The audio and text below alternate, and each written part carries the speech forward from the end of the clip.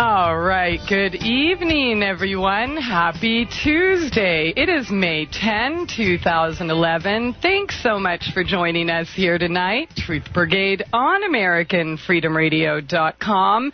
Hope you had a lovely day, because we certainly have a wonderful show in store for you tonight with Markus Rothkranz. He is the director and creator of Free Food and Medicine, literally the epic documentary on wild plants and garden foods. You can find out more about that at freefoodandmedicine.com or his personal website, which is markusrothkranz.com. And I'm going to spell that for you. It's MarkusRothkranz.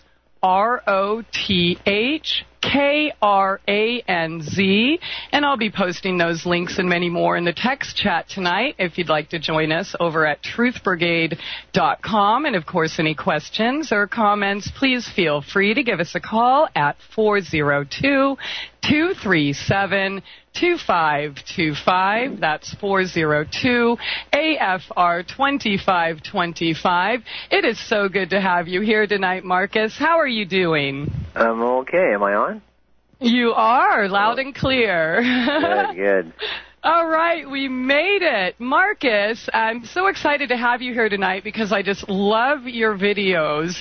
Your documentaries and wild foods, of course, is one of our things here. But you have such a diverse background. Not only are you an author and documentary filmmaker, have a background in Hollywood, FX design work, and all sorts of things. Do you want to give us kind of the Cliff Notes version of how you got started and what led to your path in wild edibles? How far back do you want to go?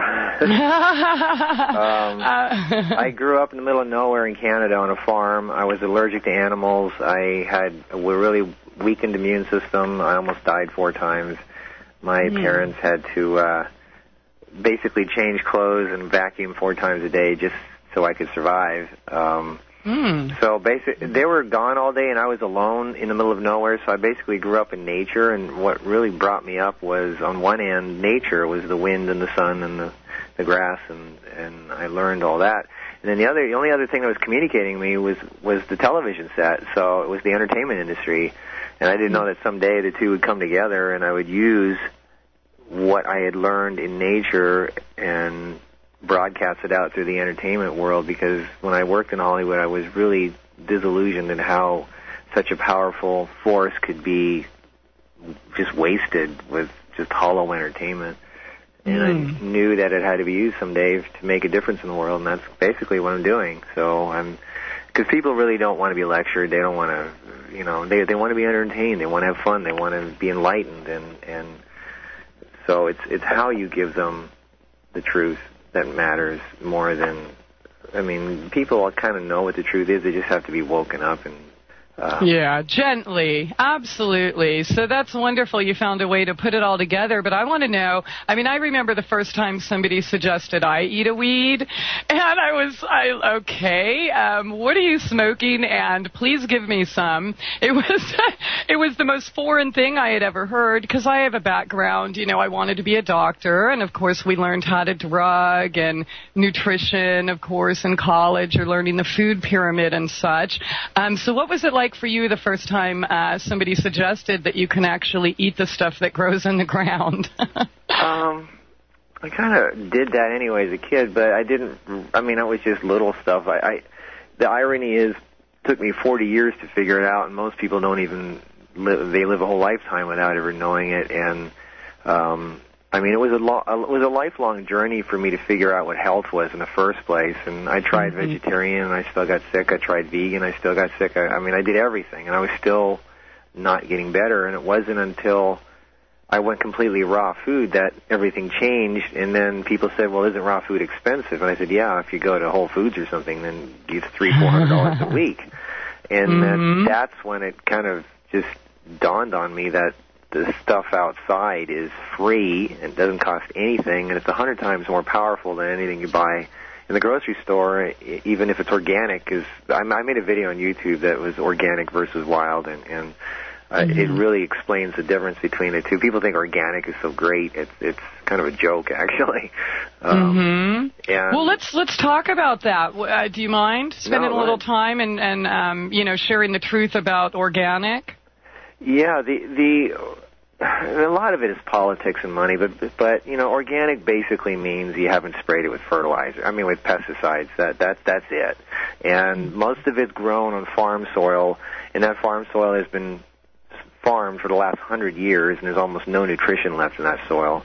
And all they do is put NPK in it, which is just three out of 1,000 minerals that are needed. There's almost no magnesium left in the soil, as one example, and we need that. Without it, we're basically dead. The first thing that the paramedic gives you when you get a heart attack is magnesium, because they know we're all low in it. That's one of the major reasons of heart attacks. You can't absorb calcium without magnesium. Anyway, I get off tangent here, but the farm soil is basically depleted of most nutrients, and the plants know that they get watered all the time, so they don't try very hard to live, and they're just kind of wimpy. And the wild plants, like the weeds that grow in your backyard, they don't get watered, or the ones that grow up through the cracks in the sidewalk. Most what we call quote-unquote weeds, even clover and plants like that, they grow roots literally over 100 feet down. And it's not just to get water, and this is something a lot of people don't understand. There's so many reasons these things are the way they are. The weeds grow where there's distressed soil, where the soil has been trampled on by man, or it's just not doing very well. They come in, they're kind of like the rebuilding commandos. They come in and they start they drop this really, really, really long taproot, hundreds of feet down, and they start sucking up all these saponins, steroids, alkaloids, minerals, nutrients, vitamins, all from the ground, bring it up to the topsoil and start rebuilding it.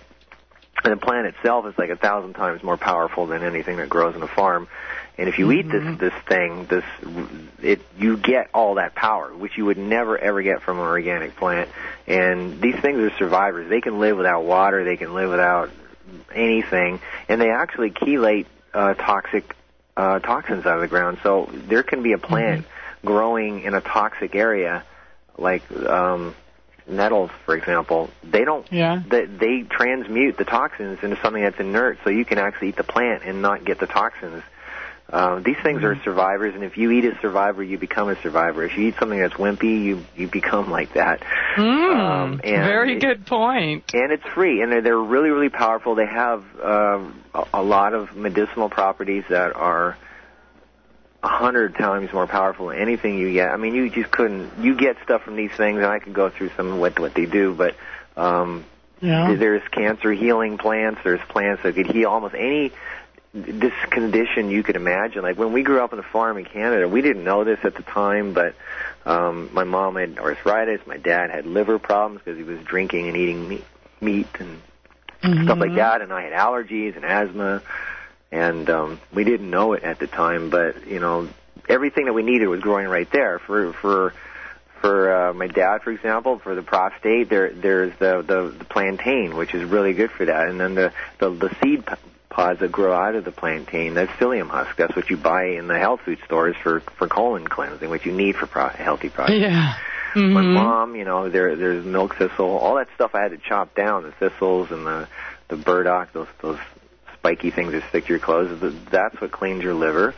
And for me, everything that we needed was growing there. It was, and it was free, and it was wild, and the cool thing about wild plants is the more you pick them, the more they grow. So it's if you realize it's a food source and a source of medicine, and then you realize that it regenerates itself automatically, that's equivalent to going to the grocery store and buying, name something, celery, apples, and you eat some of it, and then it regrows 3 times more the next day. Yeah, amazing. So nature's, God's plan, whatever you want to call it, is perfect. It's made so if you honor the laws of nature, it regenerates itself, and there's no money involved in any of this. This is the way it's supposed to be, and we've totally lost touch with it. Nobody has a clue. It's really sad because even like normal stuff like apples, people are afraid to eat an apple because they say, well, I don't know what's been sprayed on it. But yet they go to a diner and they eat apple pie. And they don't ask what that apple's been sprayed with. You know, we're so conditioned to eating stuff out of boxes in restaurants and bags and cans and microwave food and cooked food that we don't question any of that. We question something that comes, you know, slightly from nature. And it's like, there's dirt on that. It's almost like that they feel that if it's in a box, it's automatically pure and clean or something. And that's the irony. As if nobody would package something that was not good for us. And the irony is we're lacking B12 because of that reason. That's why a lot of these people that are trying to do the right thing are lacking B12, because if you pull a carrot out of the ground and eat it in nature, it's not going to be totally clean. And that little tiny bit of microorganisms that are left on that is where you get your B12 from. That's the way nature designed it. And if it's been like, you know, washed 1,000 times and sterilized and fertilized, you know, whatever, you name it, there's really very little value left to that. And then cooked on top of that. Right. And that's really my big thing. That's why my big rant is the raw food thing, because we're the only species on the planet that cooks this food, and we're the only species that gets heart attacks, cancer, diabetes, leukemia, blah, blah, blah. Yeah. And the only animals that get those are the ones that are fed by man or eat the garbage left over by man. And if you don't, if you cook your food, if you heat your food above 118 degrees, you kill the enzymes. Enzymes is the life force. That's what you need to survive. And the more you eat dead food, the more you head in that direction. And that's why most people for the last 40 years of their life are slowly decaying. That's not normal. We're not supposed to hit 50 and then start decaying. I agree. It's kind of, you know, the old adage we used to hear, you are what you eat, and it's pretty simple. If you're eating living foods, you're promoting life. If you're eating dead, you know, boxed cardboard, well, you're going to be there pretty soon. Right. And vegetarian does not mean healthy. I mean, it's funny, they think that just not eating meat means they're healthy, but, you know, they're eating bread, pasta, cereal, crackers, cookies, everything that's made with grains, and they don't realize that anything that's made with flour or grain, not only is it dead, but all flour foods turn into sugar in your system. And then you become glycemic. Your pancreas and your spleen go into glycemic overload, and then you're heading towards hypoglycemia and ultimately diabetes. And that leads to all kinds of side effects too. Like, you know, become hypoglycemic people are really crabby to be around. They have like their sugar crashes, and then they start having digestion and colon issues, and I mean, all kidney issues, emotional issues. It's a big, giant chain reaction, and people don't realize how far it reaches. And all because of that little bit of comfort food they wanted to feel good for the next 2 hours. Yeah, if that. Exactly. Markus, I want to get back to the roots, because I just think that is amazing. These beautiful, you know, little angels of nature that we've been trained to call weeds, who Monsanto wants us to kill, 150-foot long roots. Yep. I mean, it's funny, like red clover, which only goes like a foot off the ground, 124 feet minimum for the roots. It's astounding how these plants, how far down they reach, and you never would get a farm plant to do that. And if you eat one of these things, you can just feel the power. I mean, they're bitter, but people have to realize that bitter is better. That's the general rule. As a matter of fact, if you want to clean your liver, you know, all these ridiculous olive oil, Epsom salt cleanses and all that stuff, it's kind of a joke. Really, the best way to clean your liver, other than flushing it with citric juices and stuff like that, in water and eating right and doing bowel cleansing, the best way is to put a really bitter plant. I mean, this is known throughout the last 100, 200 years. It's stuff called Swedish bitters, which is a bunch of really bitter herbs.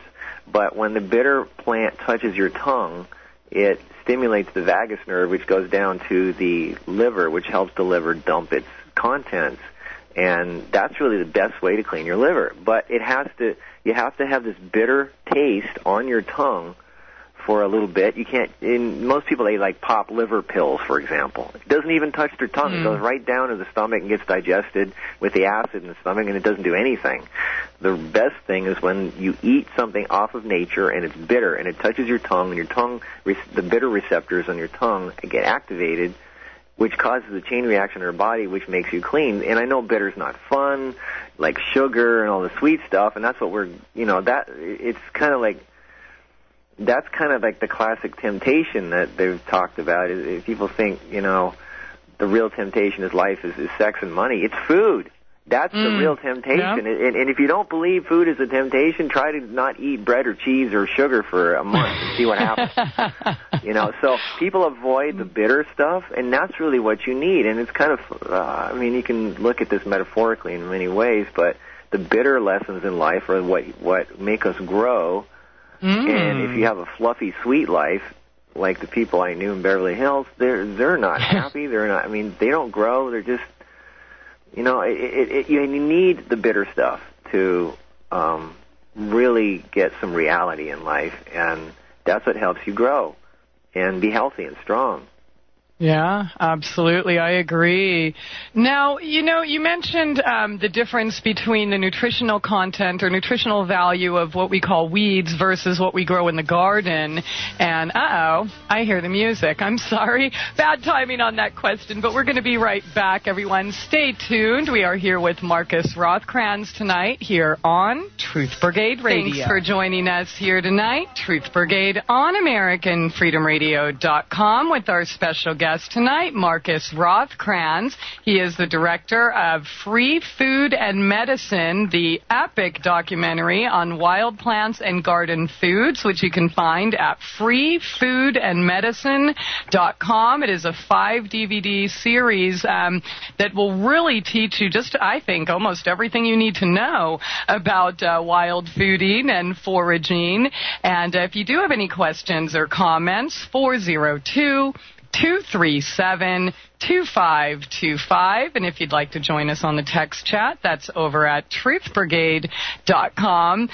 Markus, before the break, I was going to ask, I've always wondered, why can these beautiful weeds grow all over with no maintenance, no water, no anything, but, for those of us who have gardens, it takes a ton of maintenance. What's up with that?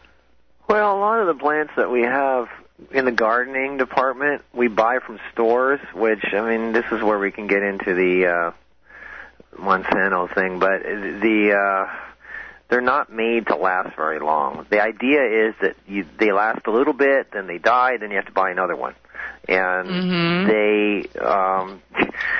they're made to be wimpy. And you eat this stuff, you don't really get a lot out of it. They look colorful. They're bred to look colorful and be sweet and be juicy and all that. But actually, the stuff in the wild, if you were to go in the wild and eat like a wild carrot, a wild tomato, a wild anything, you would immediately taste the difference. Even if you went to like Hawaii and if you just ate something that was just growing in the volcanic soil, just a lettuce, anything, you go, wow. People don't realize how tasteless the food is that grows, especially the grocery store stuff. The garden stuff's a little better, but the stuff that you buy, the seeds are, unless you get real heirloom, they're the real thing that hasn't been hybridized or you don't buy the cheap stuff that you buy at the garden store. You really don't know the difference. But then there's the difference between perennials and annuals. The annuals are the ones that come back. They only last a year and then they die, and then the perennials are the ones that stick around forever, like like trees and things.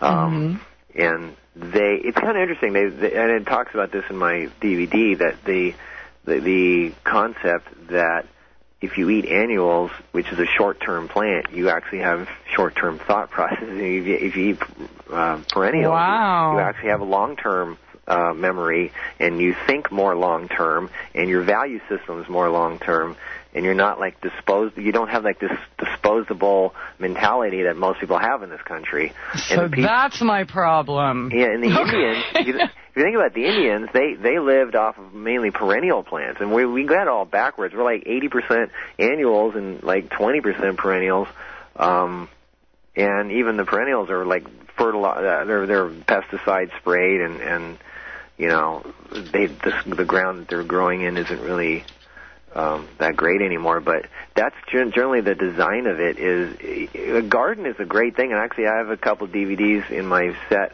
that actually address gardening. But if you're going to grow your own food officially, start with really good heirloom seeds and pick foods that take care of themselves, and that you don't have to like replant every year. Start planting things that once you plant them, they're there. They're all, and they don't go away. Mm-hmm. Makes more sense. It's a lot less work too. And the other thing that's addressed in the DVD is with the gardening is the people like to grow like just one row of tomatoes or one row of whatever, carrots or spinach, and that's not the way nature works.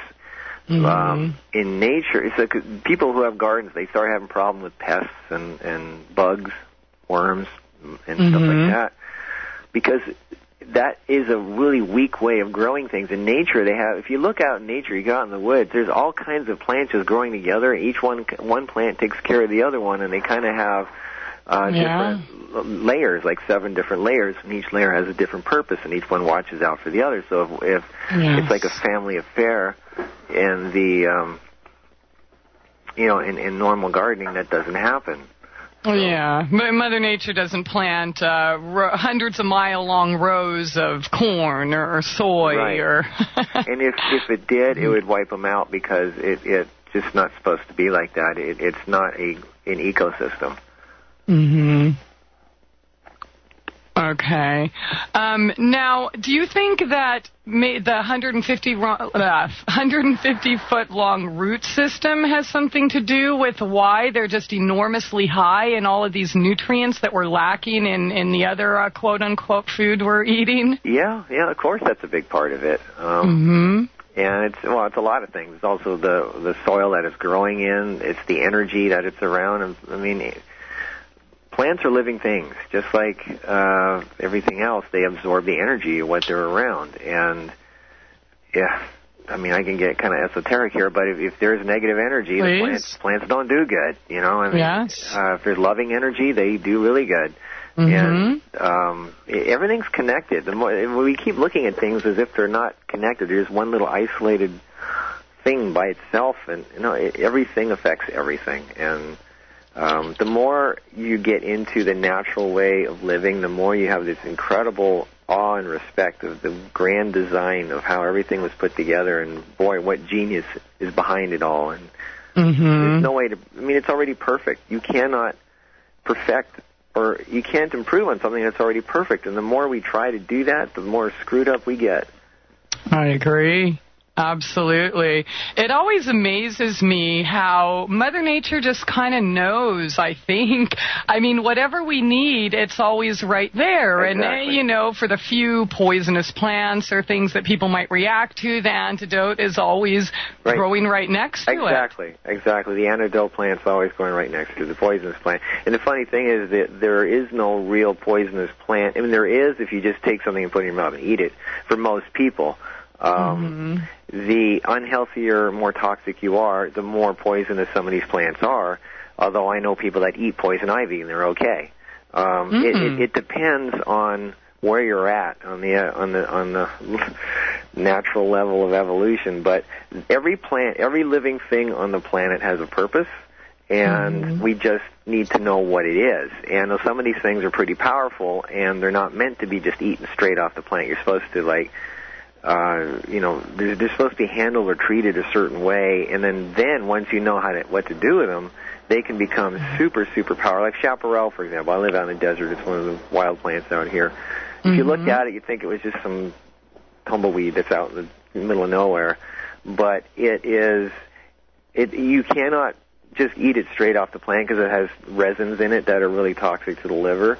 But if you picked it and let it dry for a couple months, the resins evaporate, and then you have a super powerful cancer-fighting plant, because chaparral has mitosis inhibitors, which is a factor that does not allow cells to divide. So if you have anything inside you, like cancer, that the cells can't divide, it can't grow anymore.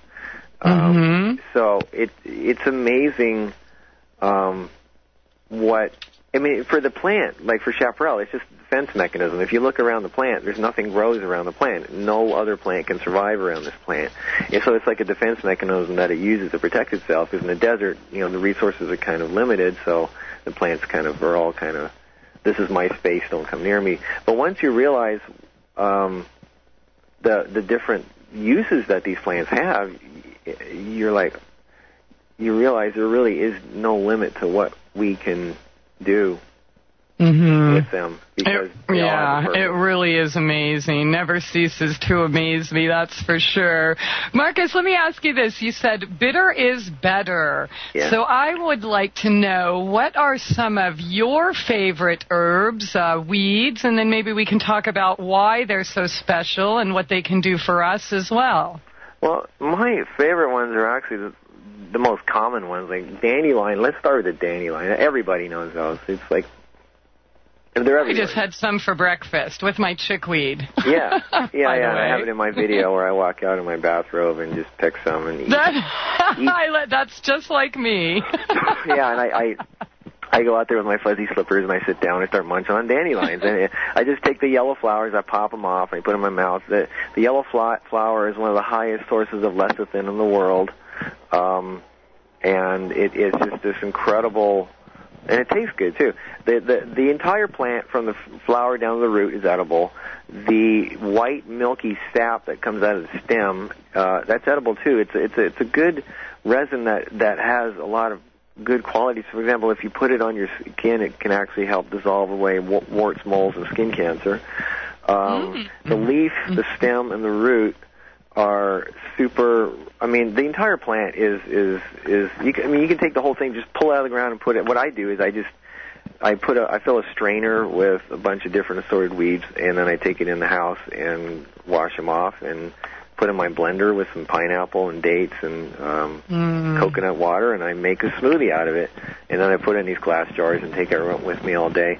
But dandelions, for example, they're a superfood. A natural medicine. Aside from being a complete food with all the essential amino acids that make protein, you can live off of dandelions for the rest of your life and nothing else if you wanted to. They're also a strong blood cleanser. They're a liver cleanser. They dissolve kidney stones. They help skin. They're really good for the skin because they clean the liver. Anything that has to do with the liver, it helps clean your skin. So it's good for acne and stuff like that. Cholesterol helps prevent cancer, reduces gastrointestinal problems, gas, indigestion, diabetes. You name it. It's really high in a lot of minerals like calcium, iron, manganese, phosphorus, vitamin A, B, C, D, sulfur, silicon, phytoestrogens, which is really, really good for the hormones. So that's just one plant. And it helps alkalize the blood, just like some of the other ones. So it's a really good digestive aid. So if you have any kind of digestion issues, then dandelions are definitely the way to go. Help lower cholesterol. The diuretics help cleanse the blood. Lymph system. The roots are really rich in minerals because they're roots, because they're in the ground. So they have really good trace minerals for the bone, cartilage, tendon, ligaments. And again, they're really alkaline, so they help remove acids from the blood. Burdock is another favorite. That's those little spiky balls that stick to your clothes when you brush by them. I used to have to chop those down as a kid, and we didn't know that, the roots from that plant, and the leaves too, the young leaves, it's one of the world's top healing herbs. It's very popular anti-inflammatory, antibacterial, antifungal, anti-tumor. It's a strong liver purifier, just like dandelions. It's a blood cleanser. And it cleans the blood so well that it's one of the best things you can do for your skin. If you have any kind of skin condition, burdock and dandelions is. I have a liver formula I sell that has those two as some of the main ingredients in there, and they're just, for most people, they're weeds, but they don't know. They just don't have the desire, the energy to go out and pick them. So that's why I made the formula. But anyway, burdock helps balance the hormones and arthritic problems, gland problems. Mallow, that's a really common plant. If you saw it, the leaf, it's a very common shape. You even sell flowers in flower stores that are mallow. All mallows are edible. They're really good for anything that has to do with the mucous membranes, from your sinus to your throat to your stomach to your intestines to your colon. The entire tract it helps soothe the mucous membranes. It's really good for asthma, emphysema, bronchitis. Helps expel all that annoying phlegm and mucus. It's good for the upper respiratory system, particularly when you have colds and flus. Inflammations, urinary tract infections, stomach ulcers, digestive issues. This is just 3 plants, and look at all the stuff I've already addressed, you know. I know. I'd like to definitely talk more about how we can use them as well, but it's just truly miraculous. I don't know any food that has all of those properties. I wanted to ask you this, though, when you were talking about dandelions and the flowers. I guess I forget where I was, Indiana or Illinois or something, and one of my friends got stung by a bee. We were sitting in the grass in the dandelions, and anyways, we took the head off of a dandelion and just rubbed it. It was probably the same dandelion the bee was on his sting, and it miraculously just went away. Yeah. Have you ever heard of that? Sorry. Mm-hmm. Oh, I was just, have you ever heard of that? Yeah, well, a lot of plants are good for that, but plantain is especially good for that, and that's really... And if you have even any kind of, even a hornet or wasp, any really bad stings, spider, plantain is a plant that once you see it, you'll recognize it.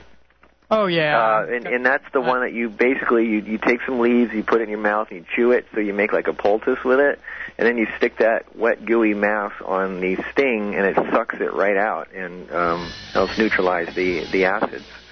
Okay. I'm sorry, Marcus. It's that time, so hold that right there. And during the break, I'll be posting photos of all of the weeds you've been talking about. But stay tuned, everyone. Once again, Markus Rothkranz, freefoodandmedicine.com. Stay tuned. Truth Brigade Radio. Thanks so much for joining us here tonight. Truth Brigade on AmericanFreedomRadio.com, while we talk about free food and medicine, which is a DVD set by Markus Rothkranz. You can find at freefoodandmedicine.com, literally just about everything you need to know about wild foraging. And, I guess there's a few questions in the chat about other herbs you haven't mentioned, but, okay, we've talked about dandelions, plantains, burdock, and mallow. Now, those pretty much, those pretty much grow everywhere, right, Marcus? Yeah, I focus on my DVD set, the ones that people find. I mean, I don't want to get into the weird stuff that are in particular certain areas, but there's a general bunch of plants that grow all over the world, no matter where you go. And there's a reason for that. Certain plants grow in certain areas for specific reasons. Like, I live in the desert, so that's what we need, cactus and aloe and stuff like that, because those are plants that are needed for the dry area and the heat. But people up north don't need that stuff, so it doesn't grow there. But the general weeds, what we call weeds, I mean, you go to any country. I got off the plane in Moscow. It's the same plants as I saw in Germany, the same plants I saw in Canada, the same, and we even have them here in the Southwest.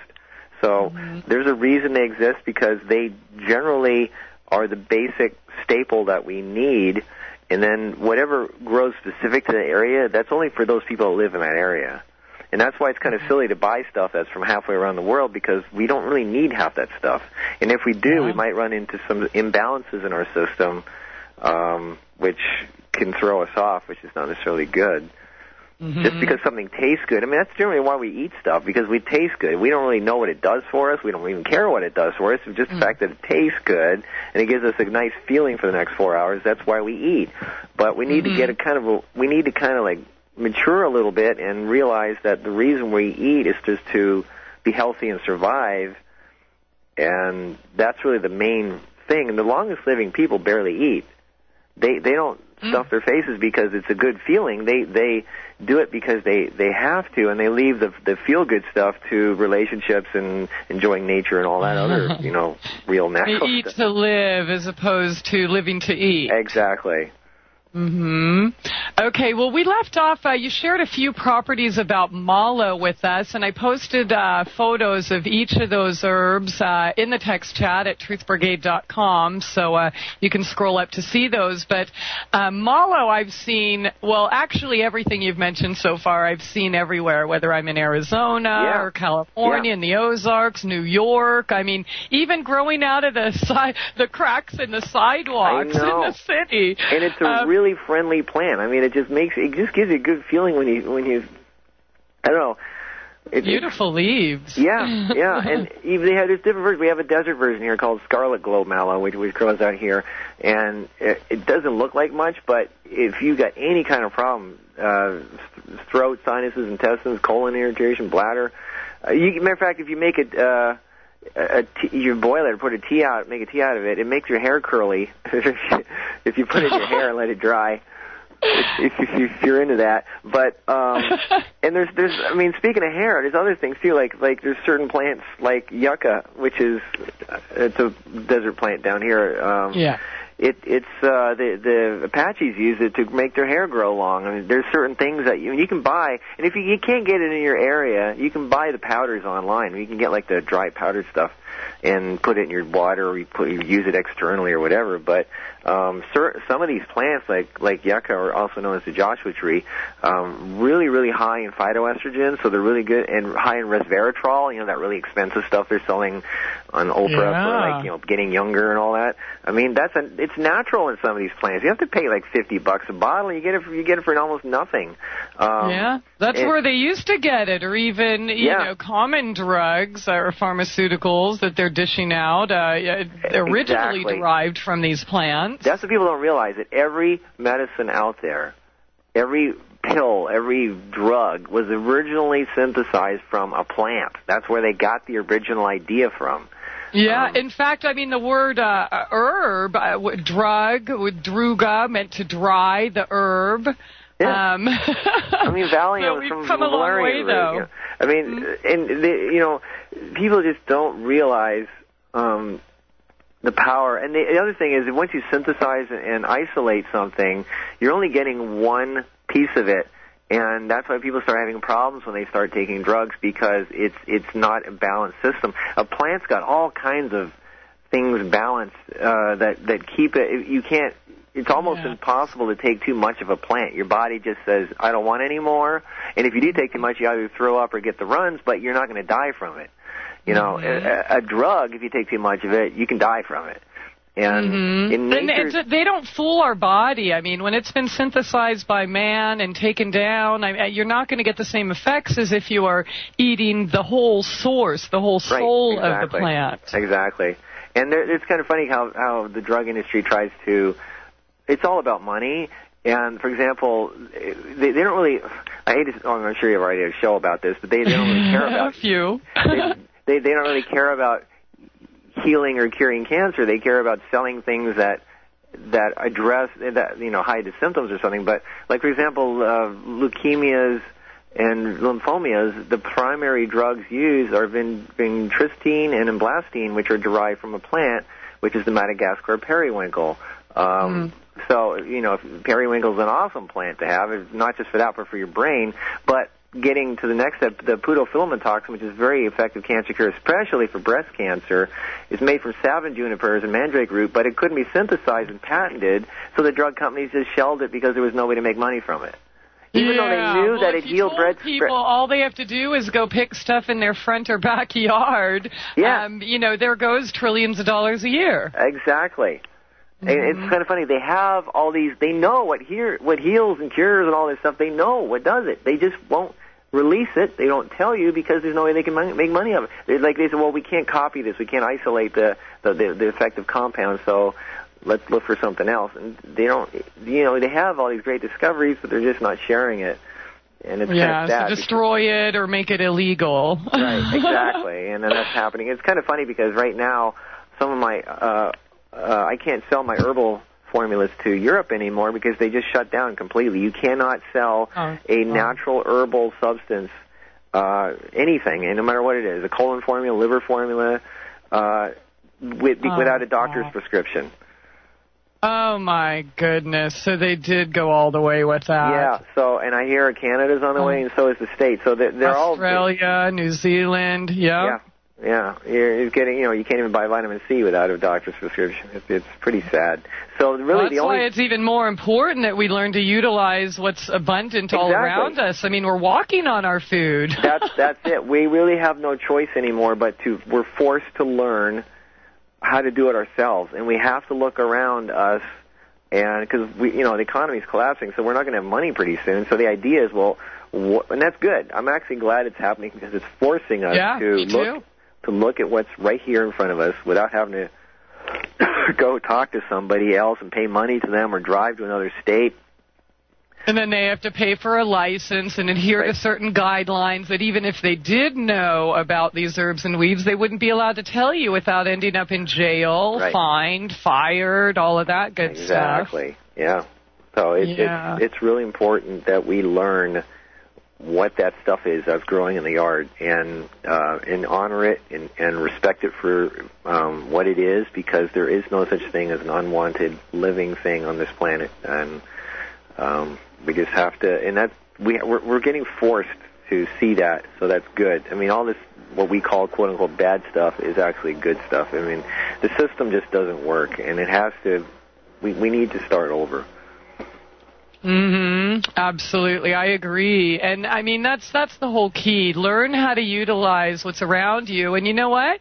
The economy crashes, all the fake money gets burned up, or whatever happens, you have nothing to worry about, because you can eat no matter where you are, what situation you find yourself in. Right. In fact, I just got to bring this. I feel like I should bring this up right now. I mean, regarding wild foods and such, it's changed my life entirely, and I'm so happy. And I'll tell you, I mean, a big leap of faith that I've taken is by getting rid of, donating all of my food storage that I've been holding on to for years and years and years. And I literally got rid of it. 6 more huge boxes today to benefit flood victims in my area and such. And people are looking at me like, Christie, are you sure you want to do that? Are you feeling okay? I mean, what are you doing? It's like, I don't need it. I walk out and pick my breakfast in the lawn every morning. Same thing for lunch. And I really appreciate just, having that knowledge and knowing that I don't have to worry and I don't have to hoard anything or hold on to this stuff for fear of whatever crisis, is supposedly coming next. But it is that time. So hold that right there, Marcus. We're going to be right back. Stay tuned. Truth Brigade Radio. Back. Top of the second hour here tonight. Truth Brigade on AmericanFreedomRadio.com with our special guest tonight, Markus Rothkranz. FreeFoodAndMedicine.com, or his personal website. You can link to all of his work and upcoming projects is MarkusRothkranz.com, and I'm going to spell that for you. That is MarkusRothkranz.com, and of course I'll be posting those links and many more in the text chat over at TruthBrigade.com if you'd like to join us. And the caller line just went down. I think there's a storm or something over by the studio, so they're working on getting that back up. So in the meantime, just type your questions in the text chat over at TruthBrigade.com, and I'm going to try to keep up with them here. There was one here just a minute ago. Here we go. Marcus, they ask, what do you have to say about water, or maybe something we can eat that can pull hard chemicals out of our system? You mean out of your body? That's what it's. That was. I just read the whole question, so that's what I'm assuming. Hard chemicals, I would assume calcium and hard water stuff like that. Yeah, probably heavy metals and such. Yeah, well, it depends on what it is. Heavy metals can be chelated by eating a lot of cilantro and seaweed and things like that, including radiation. You can just eat a lot of seaweed, but calcium and things like that, you need foods with a lot of magnesium in it, because that's what gets rid of the calcium and helps dissolve it, and actually makes it more absorbable in your system too. Generally, if you I don't really drink a lot of water myself. I juice plants, and the water that comes up through a plant is already chelated. It's already the purest water you can get on the planet. It doesn't have anything hard in it at all. So if you juice plants, then that's like the best water you can get. And then the second best is spring water. And of course you can run it through some filters if you want to take some more of it down. But that's generally what I drink out of, and don't ever drink water out of plastic bottles, because that's an estrogenic. It leads to breast cancer and things like that. Plastic is bad, really bad. So you get most of your water through juicing all of these beautiful herbs that we're talking about tonight. Yeah, and serious amount of power and nutrition and minerals. Yeah, I mean, I drink water, but I mean, I don't need a lot of it, because you get a lot of it from the plants. And that's the other thing. That's a big mistake that people make, even when even the raw food is they dehydrate their food and they eat like even when people go healthy, they start. That's why I wrote in my book, Heal Yourself 101, the biggest mistakes that people make when they think they go healthy, they still go for the carbs and the sweet stuff. They still, and even though they don't eat dairy anymore, and they're eating like cheesecake made from cashews, you know, they're still eating dessert foods, and they're eating a lot of fruit, and they're overloading on the sugars, and they realize, you know, they don't realize that really what they need is half their diet needs to be green stuff if they really want to be healthy. Just, you know, all they eat is nuts, seeds, and dehydrated foods and sweet foods, and that's not really that balanced and healthy. Green seems to be the hardest thing to get people to eat. Yeah, I know. And it's the best Let's thing for talk you. about ways we can do that, though. I know some... We actually had a raw foodist on here that told us never, ever, ever eat weeds and stay away from anything bitter. And we did have a good debate.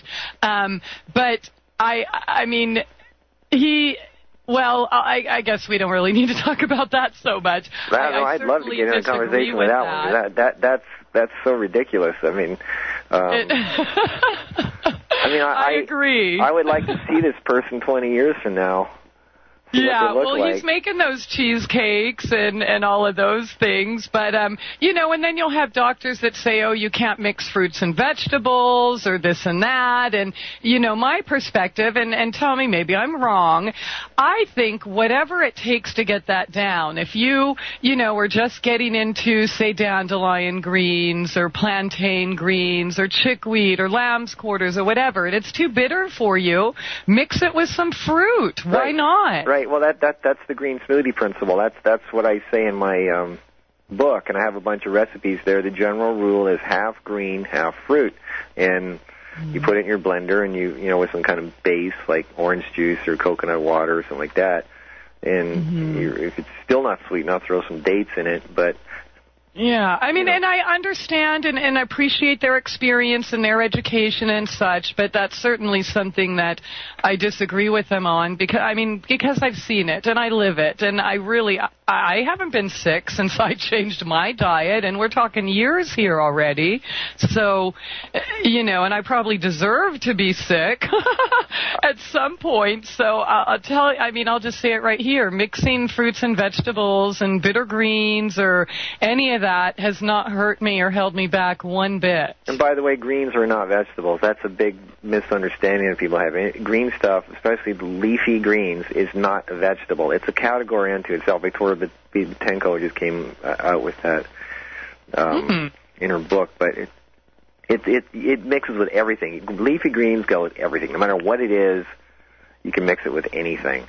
Okay. And what about, say, mixing leafy greens with carrots and an apple? That's fine. Anything. The worst thing that you should mix, the worst mixture is something like nuts and fruit, because nuts or things that are heavy like that take a long time to break down in your stomach, and fruits take a very short amount of time. So let's say you ate a bunch of nuts or cashews or whatever, and then you put fruit on top of that. The fruit starts fermenting and going and rotting before the nuts can get out of the system, and that's why you start having gas and problems and indigestion and things.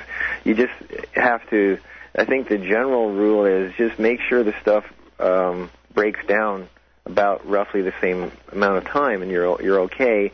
There isn't really that much bad food combined. I mean, when you see what most people eat, it's in the normal world, that's just simply beyond bad food combining. And yeah, well, you said mixing fruits and nuts is about the worst, but I would say, how about mixing bacon with eggs with cow's milk and processed bread? I know.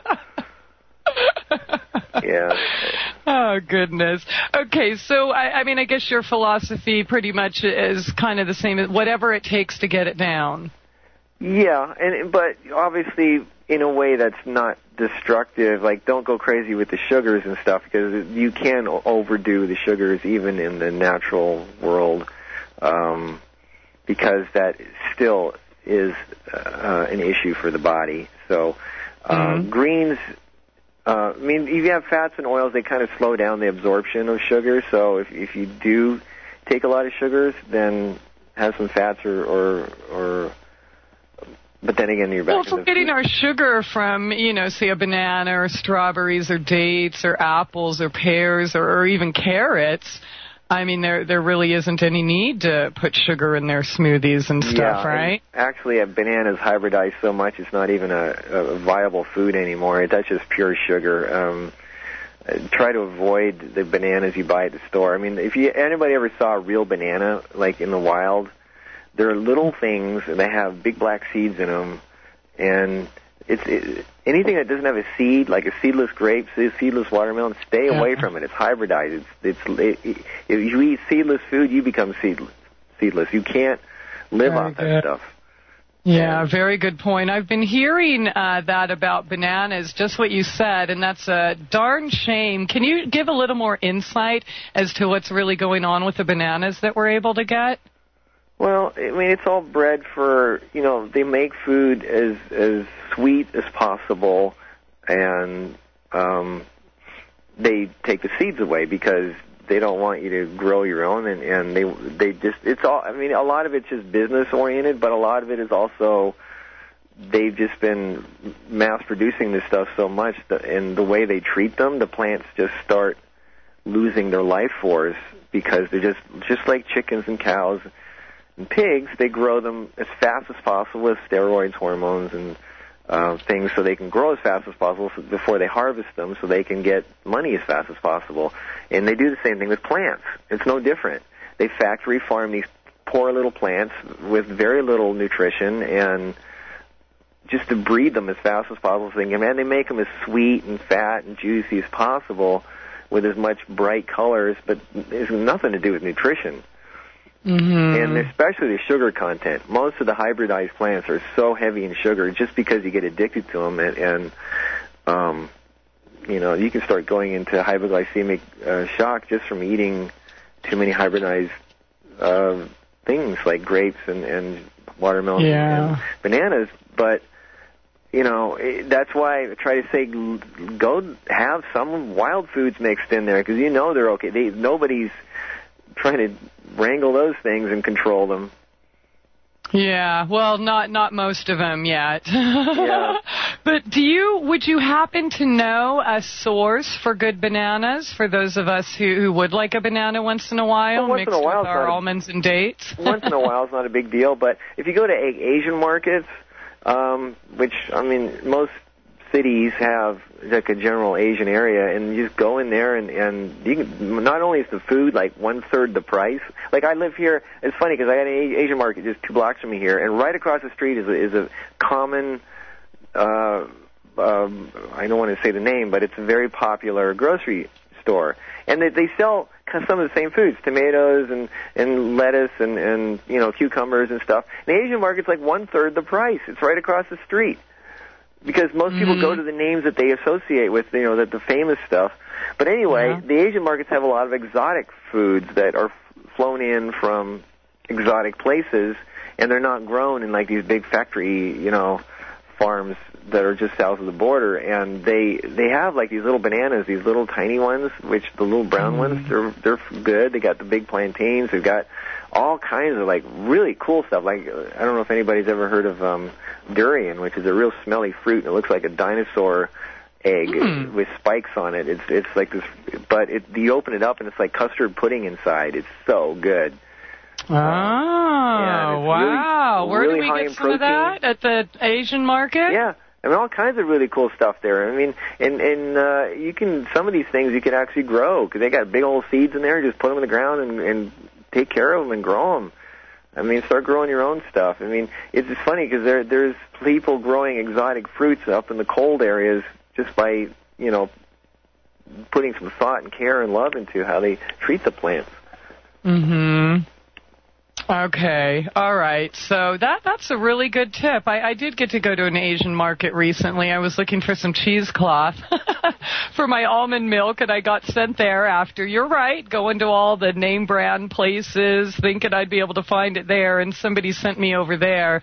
I'm going to have to try one of those with the pudding, though. That sounds lovely. Oh, there's so many great, like cherimoyas and persimmons. The stuff's just really cool. Yeah.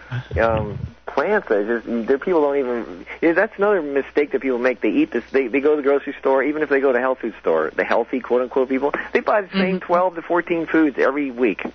Just out of habit. The same things that they get in the, exactly. But they don't have variety in their diet. You know, they need to have in their mind to pick something different that they haven't tried before. And because even if you eat super healthy food, you're only eating the same 12 things. You're still going to be lacking something at some point. You're going to be deficient in certain things. You need to have a really good variety of all kinds of stuff, and that's why eating these wild foods are they have all kinds of stuff in there that you would never get from anything in the grocery store. Okay, let me ask you this. Someone's asking on the text chat how to spell is it Darian or Darian? Durian, D-U-R-I-A-N. D-U-R-I-A-N. Yeah, all they're about the size it. of a basketball, and they got spikes on them. And and they're a weapon, and they're really like you could hurt somebody with those things. That sounds fun. And they smell like rotten eggs, but they're so good. They're addictive, and they once you've tried them. Oh, wow. I mean, I have a Vitamix, which is a really powerful blender. I actually scoop out these, it comes in, it has these pockets in there and these bladders. They look like, I don't know, like livers or something. You pull them out, they're custard colored, but then they have this seed inside there, which is like the size of a golf ball. I leave the seed in there, and I put the whole thing in the Vitamix and grind it all up, and the seed's got all kinds of power in it, too. It's like an avocado seed, basically, with a bunch of pudding around it. And I just blend the whole, because the Vitamix can liquefy anything. And I put that in the blender with I open up a coconut and pour the water in there, so a little bit of cinnamon. And I got like 3 days worth of pudding, and I just that's my breakfast sometimes. Just some of that with some strawberries or blueberries on top, and green juice, and I'm done. You know. Oh, that sounds lovely. Okay, so with your Vitamix, do you put the whole big stinky basketball in there? No. You can't put the skin in there. I mean, that's just wood, but. Once you open it up, it's like playing Operation. You open up and there's these organs inside there, and you pull them out. And they're real gooey, but it's like a pile of custard. It's really hard to describe. You got to just go online and Google it and see what it looks like. But I'm going to right now. Great idea. Okay, let's look at this images. Yeah. All right. Actually, these things are heavy. They're like the size of a turkey, I get. Like, you know, when you buy a turkey at the store, it's kind of like that, but with spikes on it. Look at this. And when they fall out of a tree, they can actually kill people. They're pretty heavy-duty things. But they're really hard. I swear we used to throw these things at each other as kids. No, you're thinking of something else. I think we did try to kill someone with that. Yeah. No, you're thinking of something else. There's other spiky fruits out there, too, but... these things are huge.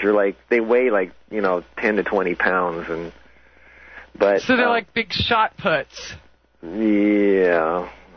Wow. Okay, that looks insane though. So we can get that at the Asian market. Yeah. I mean, if the Asian market's pretty decent, it should. I mean, there's all kinds at these places. I mean, that's just one example of the kind of stuff they have. There's so many really. There's like jackfruit, which kind of looks like that too, and it's really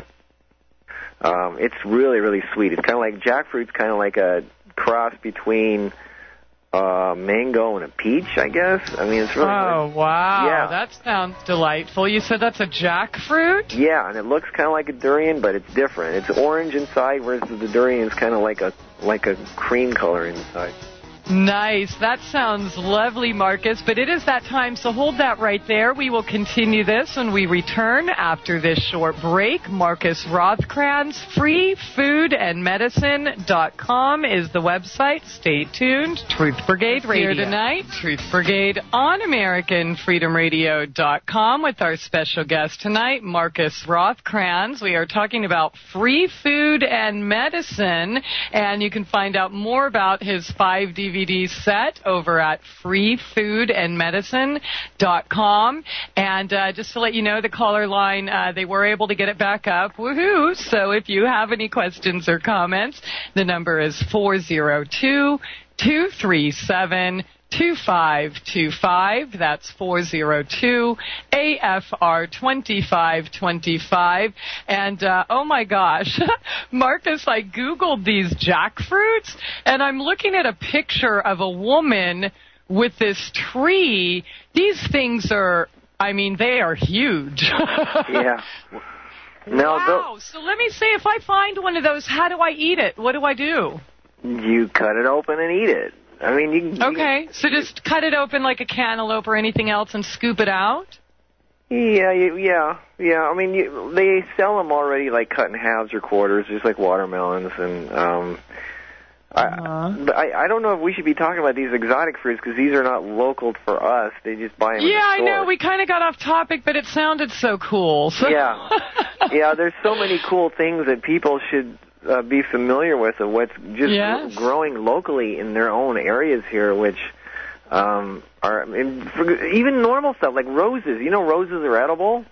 Yes. See, I don't know if people know that. You can eat the rose petals and like the bud that's underneath that's rose hips. The rose hips. One of the highest sources of vitamin C. And alfalfa, you know, the clover and all this stuff. They call it the land version of kelp. You know, kelp is supposed to be one of the highest mineral content foods on the planet. Alfalfa is amazing. Yeah. Purslane, that in this country it's considered a weed.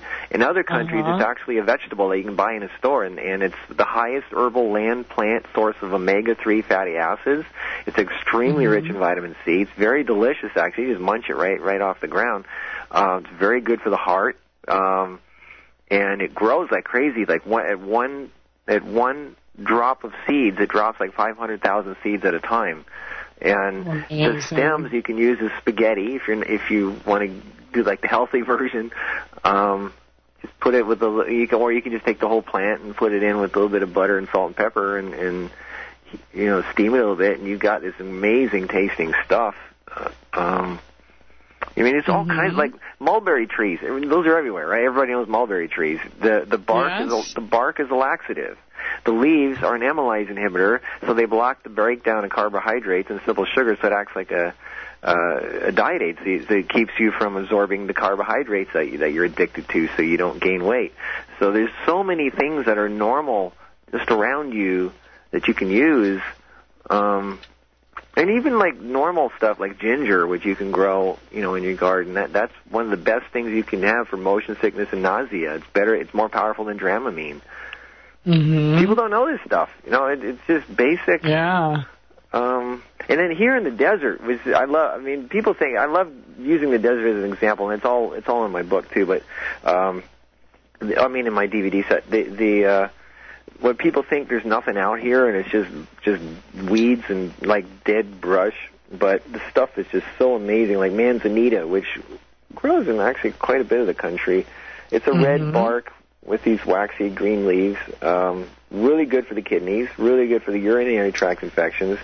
Wow, manzanita really is beautiful. How do we use that? Let's say we're in the desert. Yeah, and that's the other cool thing is like I have manzanita and silk tassel, and both those plants, they look kind of like each other, except manzanita's red branches and silk tassel is yellow branches.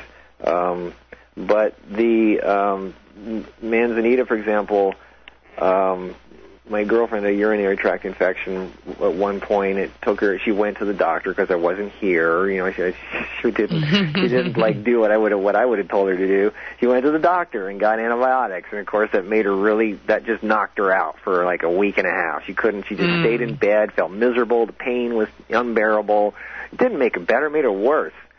So anyway, so I came back and I said, okay, if things are going to be different next time. So the next time she got it, I just got some manzanita.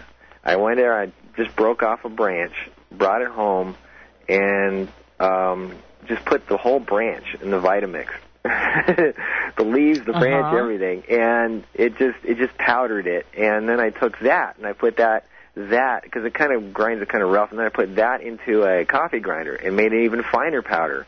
And then I took that and ran it through a sieve, and then I got this super fine dust powder coming out of it. And then I put that in just half a teaspoon in some water. I mean, you can put it in capsules because it's kind of bitter, but if you just want to down it, that's fine too. But half a teaspoon of the water, her UTI was gone within like 5 hours. Completely gone. Wow. Yeah. One branch of a manzanita. Yeah. Okay. Well, just a half a teaspoon of it. I mean, a branch can make you like a month's supply. And a silk tassel, which looks kind of like that, but has the yellowy plants, branches, that's really good for, that's a smooth muscle relaxant, so it's really good for cramps. So when you have like menstrual cramps, stuff like that, you have like the worst cramps in the world, this can knock it out like for about 10 hours. You won't need anything.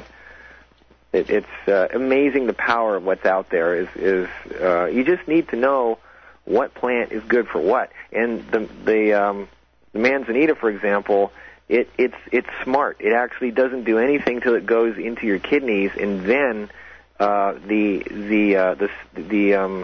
you call it? The constituents split, releasing hydroquinone, which is a natural antibiotic that's specific to the urinary tract. So it knocks out the urinary tract infections, but it doesn't knock out the rest of your body like antibiotics do. And it goes right to your kidneys. That's where it goes to. So it's like the plant was made for that. Amazing. You know, like when you go to a health food store and you buy something for the kidneys or urinary tract, you usually get uva ursi, which is like that's really, really watered down, mild version of manzanita. Uva ursi is like probably 50 times weaker than manzanita. Wow. It only has 2 glycones, whereas manzanita has 16, and they're much more powerful. And, now, there's one of the best plants out there is stinging nettle. Yes, love nettles. Let's talk about why nettles are so good for us. Nettles is one of the most healing things you could ever have. It's really good, I mean, for things like arthritis, rheumatism, eczema, anything, but it's also a really good source of protein. You could live off of nettles. You could live, and it's got so much power in it. Like, for example, a friend of mine was losing his hair. I took some nettles and just plucked it and just whacked it on his head, and he was screaming like in pain because it hurt. And I go, well, that's because it's stimulating your head, and that's one of the shortcuts for getting the stuff happening again up there. And you can actually eat the nettles just straight off the plant. I mean, it stings when it hits your fingers or your skin because it stimulates circulation, which is really good. Actually, matter of fact, if you have arthritis or rheumatism and your knuckles are really like stiff and sore, if you whack stinging nettles across your knuckles, it'll sting like crazy, and you might be saying some words that are unrepeatable. But at least on this show, unfortunately. Right. But after like about when the swelling goes down, like 30 minutes later, you will not have arthritis in those joints for probably 3 months. It's that amazing. It's powerful stuff. But what's really cool is it's got this stinging power, and that's the top part of the leaf. It's got these little hairs that stick up like little needles. But if you wrap it up so the underside of the leaf is on the outside like a taco, and you put it in your mouth, the saliva in your mouth neutralizes the stinging action, so you can actually eat the stuff right away. And it goes in your system, and it's a really, really powerful liver cleanser. So if you have any kind of toxic stuff in you, and this would answer some of the questions from the other person before, was nettles is like a really, really good chelator for the body and cleaning out anything that doesn't belong inside your body. And it helps, I mean, if you name the health condition, nettles is the stuff to take for it. Kidney, liver, yeah, absolutely. Now let me ask you this, though. What is the best way to, well, obviously eating all of these things raw are probably the best way, but what about, say, you're in a climate like, well, you're in the north and you have a winter and you can't go pick your fresh weeds every day. You dry it. Should we dry them or should we freeze them? Dry them.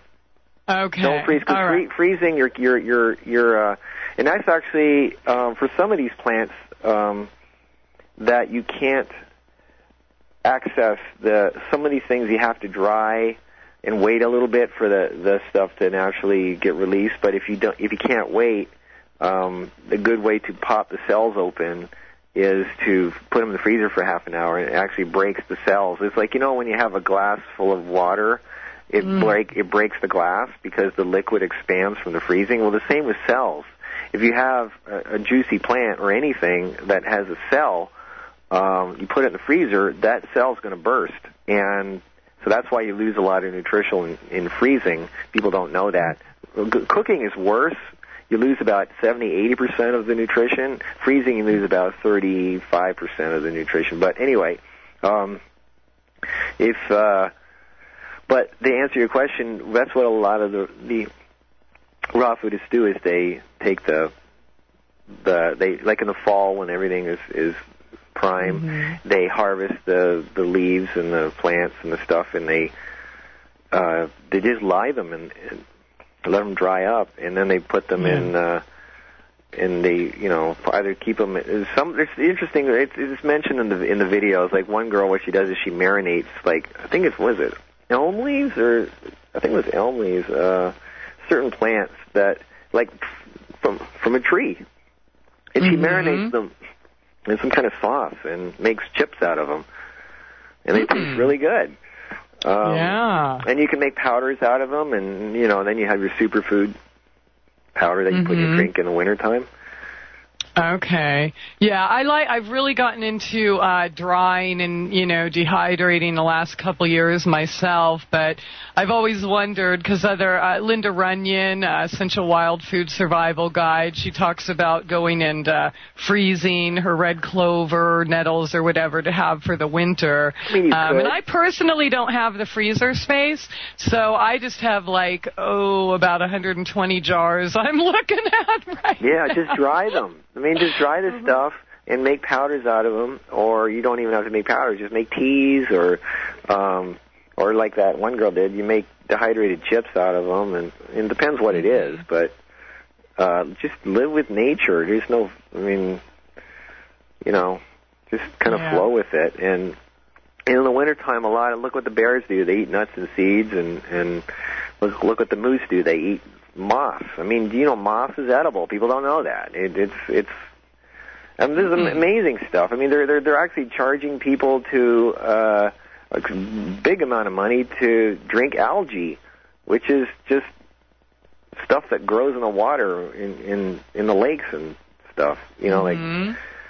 It's amazing what we used to go ew to. They're now charging. And now you're eating it every day. Like, look at wheatgrass. You go to a gym or a health food store, and they charge you $3 an ounce for wheatgrass. So I just grab a handful of grass, put it in my blender, and it's free. And you don't get that nasty taste that makes you nauseous and want to throw up. Because the problem with wheatgrass juice is it's so concentrated that it makes you detox too fast, and it's really concentrated in sugars too.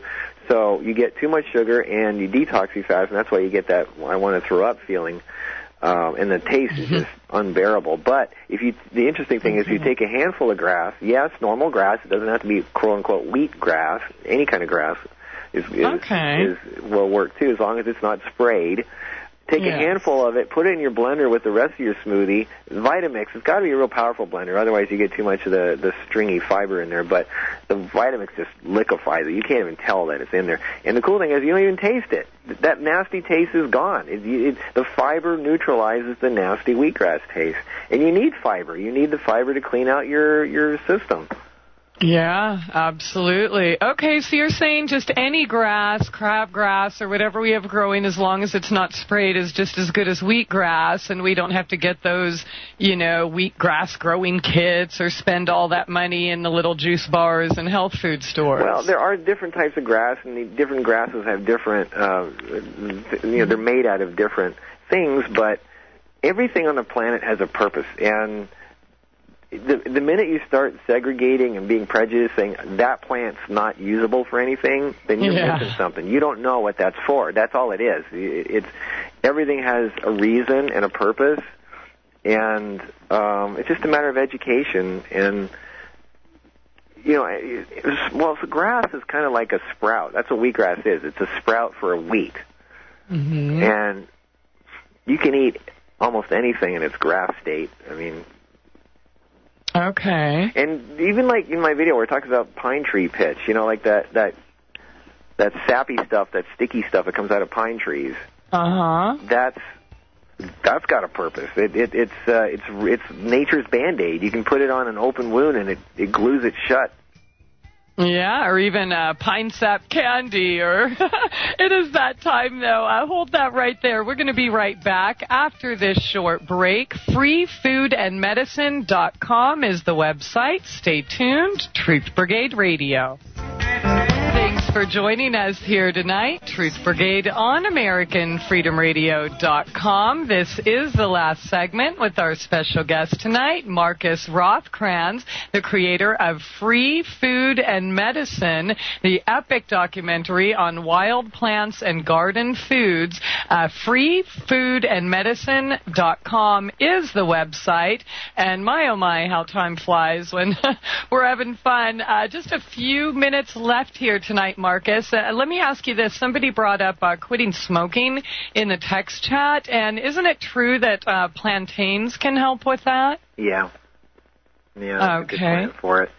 Matter of fact, the cleaner you are with your body, those unnatural urges just kind of start going away. The body is like a computer hard drive. If you give it a chance to clear off, then it doesn't remember what was in there before. And plantain is a really good substance for that. But you Can you recommend anything else for anything that cleans the liver is really good for addictions too, because all those substances get stuck in there. The liver is the body's filter. It's like the size of your head. It's huge, and whatever you've been not doing good for, whatever you've been abusing yourself with is stuck in your liver. So if you got 40 years of bad habits in there, you got to clean it out, because the residue is going to be in there, and your body's going to have cellular memory to remember it. So you need to clean all that out. So anything like nettles. You said anything good for your liver. Yeah. Okay, so I mean, I guess red clovers, milk thistle. I mean, that's a whole line of. You just said nettles, plantains. The more bitter it is, the better. That's the dandelion is really. What about oat straw? Yeah, oat straw is good. That's a good one. Dandelion is probably one of the most readily accessible plants. Even if it doesn't grow in your yard, you can buy it now in stores. It's not that you should, but. That stuff is really good. And dandelion seeds, by the way, are an antibiotic. I mean, you can use those for so many things. It's unbelievable. Okay, and speaking of seeds, somebody brought up plantains earlier. I think the exact question was, what do you do with those spiky things in the middle? That's the seed pod. That's the psyllium husk. That's what you pull your finger up the shaft, so all those little kernels get into your hand. That's psyllium husk. That's what you buy in the store for colon issues or for getting digestion going. Or that's one of the best fibers you can take. Mm-hmm. Okay, and so this is probably their first time collecting plantains and the seeds, so what would you recommend for them to do their first time? They get the seeds and then what? Pop them in their mouth? Yeah, You could do that. I mean, make a salad? You could put the leaves in your salad or just put them in a smoothie. I mean, if you don't, I mean, however you like to take stuff. I mean, some people like to eat them as a salad. Some people like to just down it because they don't like the idea of having to chew on natural, healthy foods. Uh-huh. But I mean, I do both. I really don't have a lot of time. I'm really crazy, so I basically just grab everything, throw it in the Vitamix, liquefy it, put it in glass jars, and take it with me all day. And that's my food. I don't even care what it tastes like. I just know I'm getting my nutrition, and I don't ever crash. I don't get tired. I just keep going, and so yeah, absolutely. And you're very busy. They saw your picture in the text chat, and they're like, "No way!" They said you look 20 years younger than you do, or than you are. Yeah. It's getting younger every year. I mean, it is the fountain of youth. That's why I came out with the book Heal Your Face, so it actually shows people how you can reverse the aging process. I have to read that one. Yeah, so it's true. I mean, if you start honoring the laws of nature, and it's really not that hard, and it doesn't cost anything, you actually are rewarded by a long, healthy life, and it's amazing because most people don't even have a clue what real living is, and I mean, being sick or getting sick is not normal. Aging is not normal. In the wild, animals do not get gray hair or lose their hair or get fat and bald and ugly. It's not normal. So, what we're doing to ourselves, what we consider aging, all this human stuff, and we're bringing it on ourselves because we're eating comfort foods and we're eating processed dead foods, and that's just slowly killing us. And that's not. I mean, you can change that overnight. Just say, that's it. I'm not going to do it anymore. Absolutely. And so what do you think is the best way to start implementing raw foods or wild foods into your diet? The best way is, whenever you look at something, first question is this found in nature? The second question is this the state in which it's found in nature? In other words, if you take an apple and you plant it in the ground, you get an apple tree. But if you bake an apple or microwave an apple or cook it or boil it or steam it or anything and then put it in the ground, what happens? Nothing. You've killed it because you've killed the enzymes. Anything above 118 degrees kills it. So, again, the more you process something, just ask yourself. You just inherently already know the answer. And try to eat things in that state as much as possible. And it's not a lot of work. It's actually easier. There's no cooking involved. And just start. And I have recipes on my website to start people. And it's just it's not that hard. And to grab an apple, to make a salad, to make a smoothie. I mean, for me, it's because I don't have time. I just throw stuff in a blender and just liquefy it, and I'm on my way. So, I mean, how hard is that? I'm not standing there for 20 minutes cooking something. It's awesome. I used to spend hours in the kitchen, I mean, 8 hours to make a nice sauce or a lasagna or a soup or whatever. Yeah. Kind of had that in my blood. But, I mean, now I have no dishes. I have nothing to, just a blender and a juicer to clean every once in a while. Speaking of juicing, let me ask you this. What do you recommend to do with your pulp? With my what? With a juice pulp. A juice pulp? Pulp, the pulp. Oh, pulp. Oh, the fiber. Yeah. Well, I don't really use that. I mean, I hardly ever use a juicer. I only use juicers if somebody's sick, because the body doesn't. I mean, juicing isn't really natural. It's something that it's good for fasting, for cleansing, if you're trying to get rid of something that, you got some kind of illness. But once you're okay, and juicers are a real hassle to clean. That's probably the main reason I don't use them very much. The blender is cool because you throw the whole thing in there, the seed, the rind. Matter of fact, like watermelon, I put the rind, the seeds, everything in there, and it tastes really good. actually, because actually most of the bioflavonoids and the really good stuff is in the shell, is in the seeds. It's not in the sweet, juicy part. But anyway, the blender is where, because you get the fiber in there, and it liquefies the fiber. You need fiber for your system, to clean out your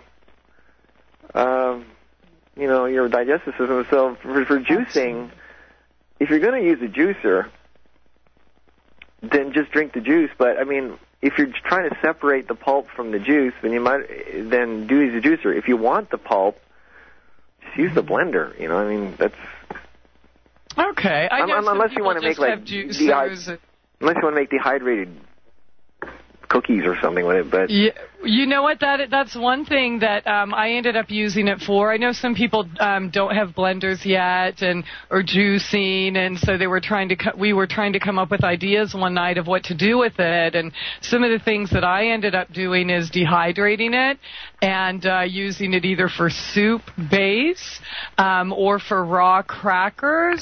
Another thing I do is I make, even if I don't want to juice, if I'm just happy with my blender, I still end up juicing every couple weeks anyways, because I use the pulp for my pet food, because I home make, I don't buy the stuff in the store, and that works out lovely. The pets, they absolutely love it, and they got healthier almost instantly. And so, I was just wondering if you had any other ideas that people could use. Yeah, I mean, you're talking about things that you can do if you're into preparing food, sounds like you are.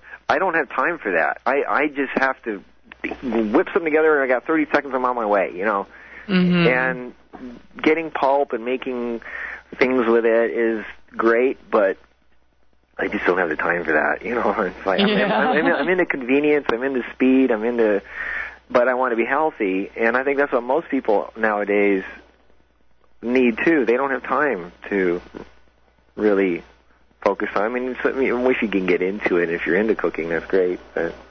Okay. You know what? I think we have just about a minute or so left. So what's your next favorite herb you can fit in, say, 60 seconds? Ooh. They're all good. I'm not going to... It's like, which child of yours is your favorite? Come on. Okay, I'll pick one. Lamb's quarters. I love lamb's quarters. What can you tell us about that? They're good. Lamb's quarters they're found pretty much everywhere, and I'm talking about the lamb. Wait a minute. I'm sorry, I hear the music, so that was really bad timing. Our breaks and everything just changed recently. I guess I'm still getting used to it. But Markus, I want to thank you so much for sharing your time and wisdom with us tonight. You've really been a delight. I really appreciate it. Once again, freefoodandmedicine.com. Excellent DVDs, and check out his books too. Main website, MarkusRothkranz.com or freefoodandmedicine.com. Thank you all for joining us here tonight. Abundant blessings and love to all. We will see you tomorrow night. Truth Brigade Radio.